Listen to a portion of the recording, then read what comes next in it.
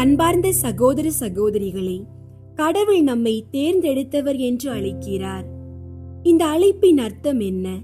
அவர் நம்மை தனது அன்பிற்குரிய மக்களாக வாழ அழைக்கின்றார்.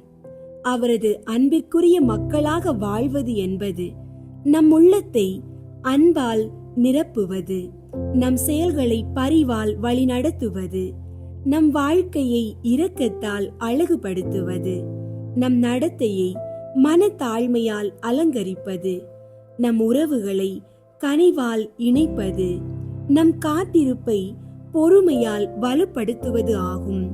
இன்றைய வாழ்க்கை எவ்வளவு சிரமமாக இருந்தாலும் இந்த நற்செய்தி நமக்கு நினைவூட்டுகின்றது. நாம் கடவுளால் தேர்ந்தெடுக்கப்பட்டவர்கள் என்று. உலகம் எப்படி இருந்தாலும், நம்மை சுற்றிய சூழல் எவ்வளவு கடினமாக இருந்தாலும், நம் வாழ்க்கை அன்பு, பரிவு, இரக்கம், மனத்தாழ்மை, கனிவு, பொறுமை ஆகிய அருமையான பண்புகளால் ஒளிர்ந்து காணப்பட வேண்டும். இன்றைய இறை வார்த்தையை தியானிப்போம்.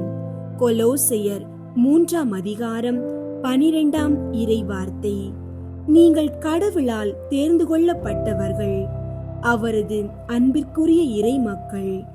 எனவே அதற்கிசைய பரிவு, இரக்கம், நல்லெண்ணம், மனத்தாழ்மை, கனிவு, பொறுமை ஆகிய பண்புகளால் உங்களை அணி செய்யுங்கள்.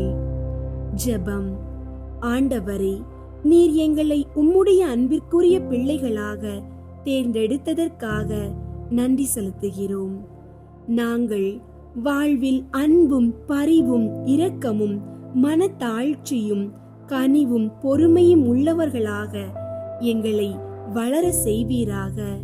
உம்முடைய சித்தத்திற்கு ஏற்ப வாழ எங்களுக்கு கிருபையை அளித்தருளும். இயேசுவின் நாமத்தில் ஜெபிக்கின்றோம். ஆமீன். இயேசுவின் ஆசீர்வாதம் உங்களோடும் உங்கள் குடும்பத்தோடும் எப்போதும் இருக்கட்டும். ஆமீன்.